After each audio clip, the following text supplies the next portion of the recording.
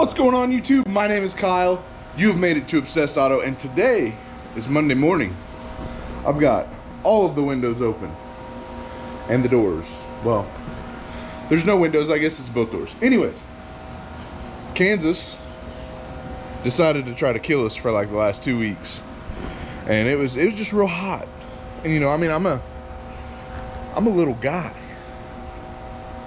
so that heat, it's bad. It's bad. So last night, as you can tell from the non-waxed Tahoe and the non-waxed Sierra, it rained. So Kansas is like, hey, here's a day, I'm gonna chill, get what you need to done, and then we're gonna go back to these real hot summer temperatures. So I literally have nothing planned for a video today. However, I am working on a truck. It's got an electrical draw, so I don't know if I'll talk you guys through it. I don't know if you guys will see it. Yeah, I got some moving blankets to take back that I didn't use. You know, fun Monday like things. It's trash day, Rock Auto returns. I just got some errands today, but I figure I'll bring the camera along. You know, we get ourselves into something fun or something worthwhile, I'll let you guys know.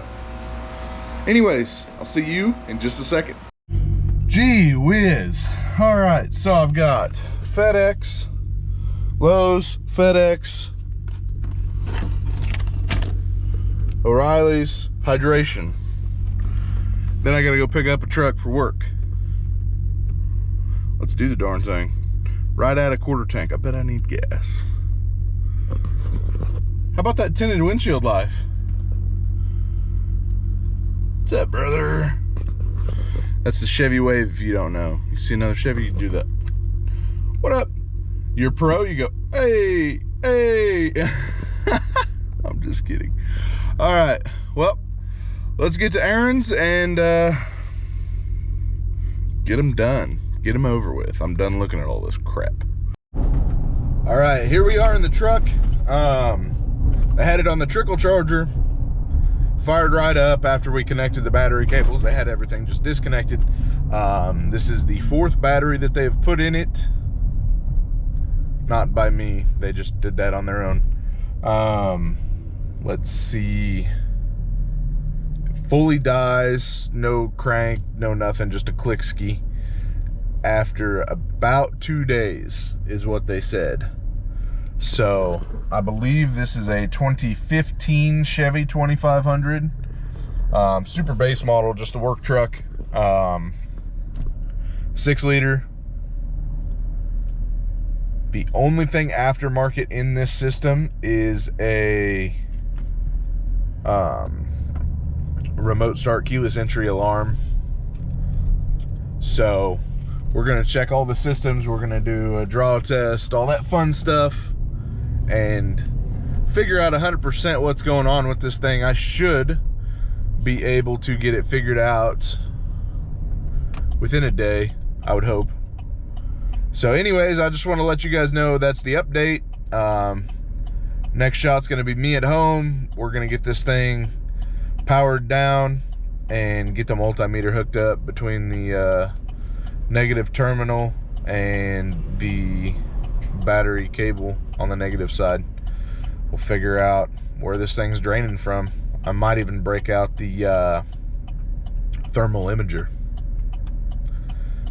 Get to use that tool for what I bought it for. That'll be fun. See if it works. Anyways, see you guys in a second. All right, so we're back at the house. Got started here. Just opened the passenger door, so we do have a draw, obviously. In order to check for parasitic draws, you can use either terminal on these. I do prefer the negative just because it's the way I was taught. So you take your negative off of the battery terminal, hook your multimeter leads, one to the actual terminal of the battery, and the other, well, I guess the post of the battery, and the other to the terminal. Take your meter. Normally I'm over here in volts and ohms and continuity and all that fun stuff. For this test, we switch it over to ohms or amps. We go amps DC on the fluke, and we're gonna keep an eye on this number. Realistically, you should see like 0.001, 0.002 after everything's shut off. So basically, this is just all of the modules, all of the things. They need to go to sleep, because if they don't go to sleep, you have a dead battery, such as the issue with this truck. So yeah, that's where we're at right now. I'm just waiting on the computer to go back to sleep, because even though it is significantly less hot today, I'm still on a journey for my body. So we need 2 gallons of water a day. That's the goal. Trying to quit drinking soda. No more sugar substances. So anyways, we'll keep an eye on this. As soon as this dips down to a what I would consider reasonable number that is probably a draw, I will pick you guys back up. We'll get you guys back in the loop, start pulling fuses and figure out when this thing drops, and then that'll tell us what circuit we're in, and then we can go from there as far as figuring out which actual components, aftermarket piece, whatever, because these trucks do have an aftermarket keyless entry, so it could be something in there has gone haywire. Nobody knows, which is why I have the truck. So, but yeah, we've got this little guy right here in conjunction with the factory. So yeah, it could be numerous things. But anyways, I just wanted to give you guys a little update on where we're at with this, and we'll let the modules go to sleep and go from there. And this reason right here is why I bought a Fluke 233. I almost said 223. I'm just thinking of my pew-pews. So we can take off the display, got the meter over there, display right here, fuse box right here, needle nose pliers. We're gonna start pulling stuff and figure out when that drops to a reasonable number, because 0.1.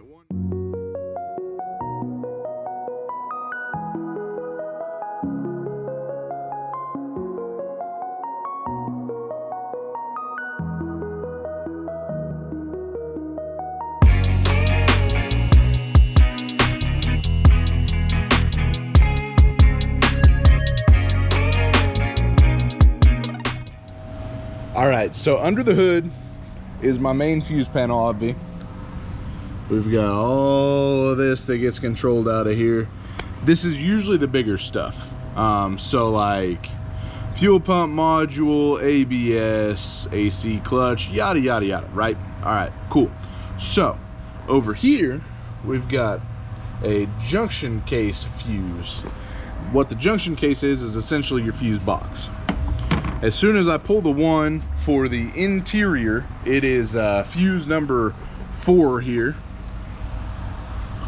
So that booger right here. So that is fuse number 4. If you come over here, that is the IP Bec 1 fuse, 60 amps. That is what supplies power to the interior fuse panel. So as you can tell right now, we're resting. Well, we're kind of resting. We're popping around between, you know, 0.1 to 0.5. As soon as I pull this 60 amp fuse, we get down to the 0.03, 0.04.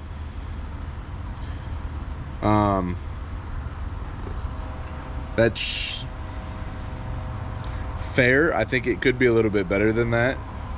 So there may be other issues as well. Possible, unlikely, I don't know. You know, that is the benefit of doing a test. That's what we're trying to figure out, is why things are doing what they're doing. So as you can tell, I'm just finishing up my last couple of fuses on my under hood fuse panel. And then we're gonna go ahead and go inside of the truck and start pulling fuses after I reinstall my 60 amp under the hood here to give that power. I am gonna go ahead and go through this and pull the relays as well, just to verify that I don't have a sticking armature.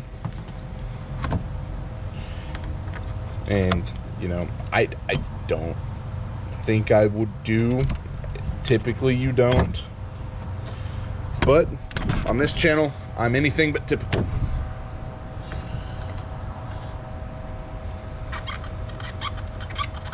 Squeak, squeak, squeak, pull. All right, so here is where we're at resting right now, you know, 0.03, 0.04. I'm getting ready to reinstall the 60 amp fuse and watch this thing jump. So we're powering back up. I do need to open the door. Unfortunately, that's going to increase that even more, because I do believe that the fuse box I'm looking for is right here, if I can get the damn thing open. Let's see. Well, what the heck, man? Take me to your fuel system, man. So let's see. Yeah, we'll let that calm down. The door jar should be okay. I'm gonna grab this little guy right here. Probably a little too much noise. My kiddo's sleeping down for a nap. So we're gonna get this cover popped off of here. Maybe.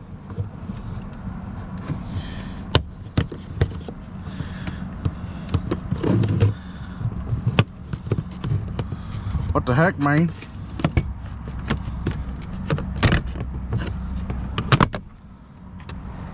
That was excessive. All right, so in here, this is where body control module, you know, accessory run crank, ignition, theft deterrent, yada yada yada.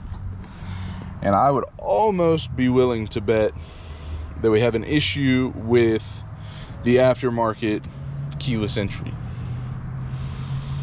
Maybe. This thing's too new to have any major problems, but it's got 100,000 miles, and as you can tell, it's not clean. It drives me nuts. But anyways, we are going to let this thing calm back down. With the door open, we're at 700 millivolts, pardon me, 700 milliamps. I'm getting too far away for my stuff to register. All right, well, that's just gonna have to be my number. I'm too far away from it. I'm gonna have to get my meter a little bit closer.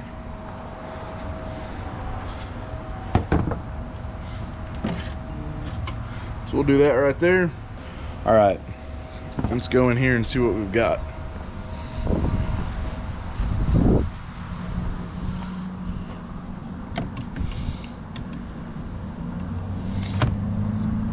No change.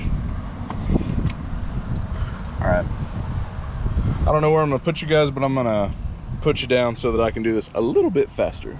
All right, boys and girls, I found the problem. So I'm about to mess up everything to open this door. Please hold. I need to take this. What's going on, buddy?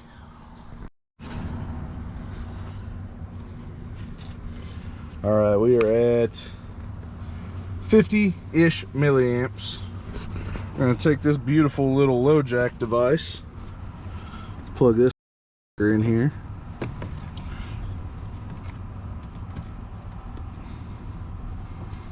Oh, whoops. Damn, they really piggybacked the shit out of this thing. Goodness.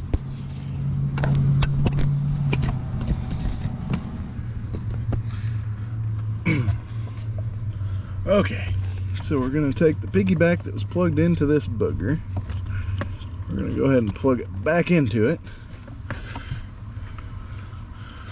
We're still at 50 milliamp.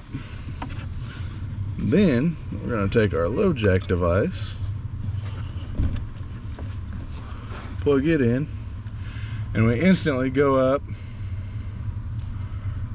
to jumping up around 200 milliamps. We're gonna go even higher than that. This is our culprit. This is why our battery drain is occurring. As soon as you unplug it, right back down to that 50 milliamp. So anyway, short, sweet, simple, to the point.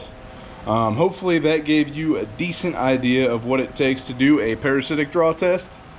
By no means would I take this as like, you know, honestly, you can take it as a how-to. I don't care. I mean, because it's what the process is. You take your negative battery terminal off of your battery post, you hook your multimeter up to the terminal and to the post, put your multimeter into amps, put it obviously amps 8 or amps AC, no, amps DC, and let everything kind of just shut down, and you should be, you know, I would say like 50 milliamps would be about the height, maybe 100 milliamps. Anything more than that, you're gonna have some issues. Battery's gonna die over an extended period of time, etc., etc. If you get up to the 500 milliamp, you're gonna knock that battery out in 2-3 days, which is what the issue was with this here Silverado. So I'm just glad that we got it sorted, got it figured out. I think the customer's gonna be very happy. And, you know, well, I say that, they may be very happy. They may be pretty pissed because the low jack that they had is the culprit of all of their issues. So that's what I've got on the Silverado today. If you did like this video, please smash that thumbs up button. If you do like content like this, you want to learn new things about vehicles, you just want to watch somebody else work on vehicles for a change, go ahead and hit that subscribe button. I'm always doing something to a vehicle, whether it be detail, repair, fix and sell. I mean, you name it, we do it with cars. So that's where I'm at with this. If you do have anything to say, go ahead and leave it down in the comments. You do have any questions, leave them in the comments. If myself can't answer it, you're on the internet. 99.9% of people have an opinion and will be able to answer it for you. Whether or not it's correct, different story. We won't get into that. If you think this will help somebody, go ahead and share it. I would love for the content to get to whoever needs it. That is my goal when I do repair videos or how-to videos. This really wasn't how-to, that's not what I was going for. But if I can help one of you guys with what I've got knowledge-wise, what I've got tool-wise, whatever, that's the goal. I mean, that's why I'm doing what I'm doing. It's not just to hold the camera in front of my face and talk to myself. That's weird. Like, I'm a little uncomfortable doing this, so I'm pacing in my garage right now. Lady across the street's looking at me. She's in her garage talking on the phone. Whatever. So that's what I've got for you guys on this beautiful Monday morning. Monday afternoon, I think now. Oh yes, 2 o'clock. Hey, that's not too bad. About 3 hours. I'll take it. So anyways, till the next video, I hope you guys have a great day, and we'll see you then.